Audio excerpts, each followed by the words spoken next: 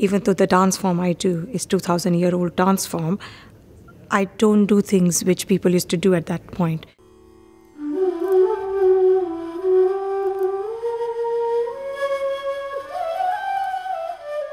This Festival of Kites, I like this particular poem a lot, which kind of talks about not only the Festival of Kites, but the different kind of people evolving and the social economical status of the country.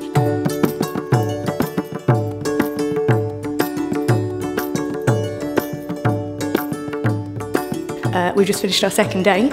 And it's been great. We've been joined by 2 more musicians, and yeah, it's created this kind of whole new dynamic to the project.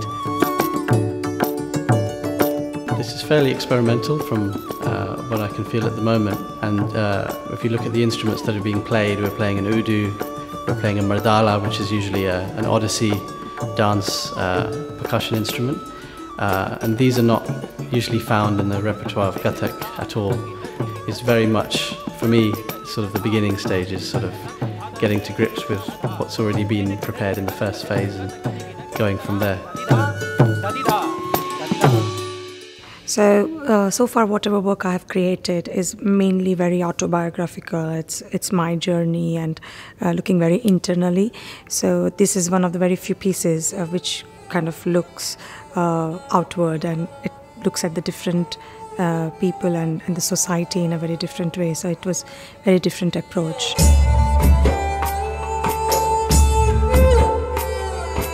I've come away each day thinking, okay, what can I try tomorrow?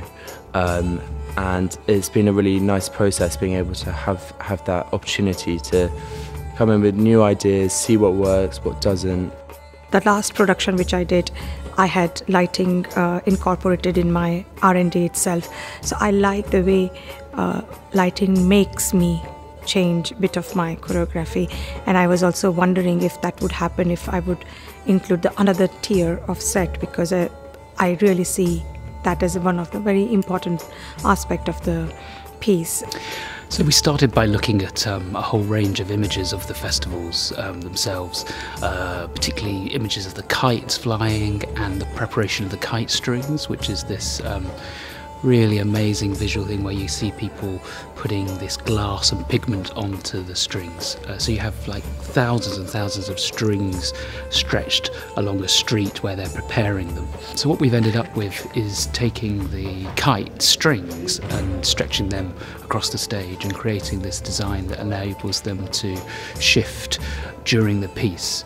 The piece was kind of choreographed, and then we started adding in strings. So the movement is being influenced by the design and changing in relation to it in a really interesting way. It's quite nice, like they say that you work better, a person can work better once they have limitations put on them, because you find new ways to do things that you maybe wouldn't have thought before. And I think that's essentially what's happening, is that we're looking at ways to work around the set that aren't necessarily obvious, which is what allows it to become unique.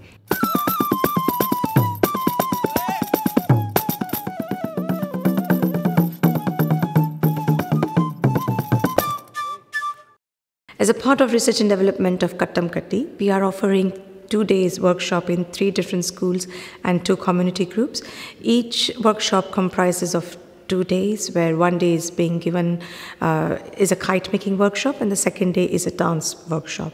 The idea is to incorporate the movements as a part of a larger choreography.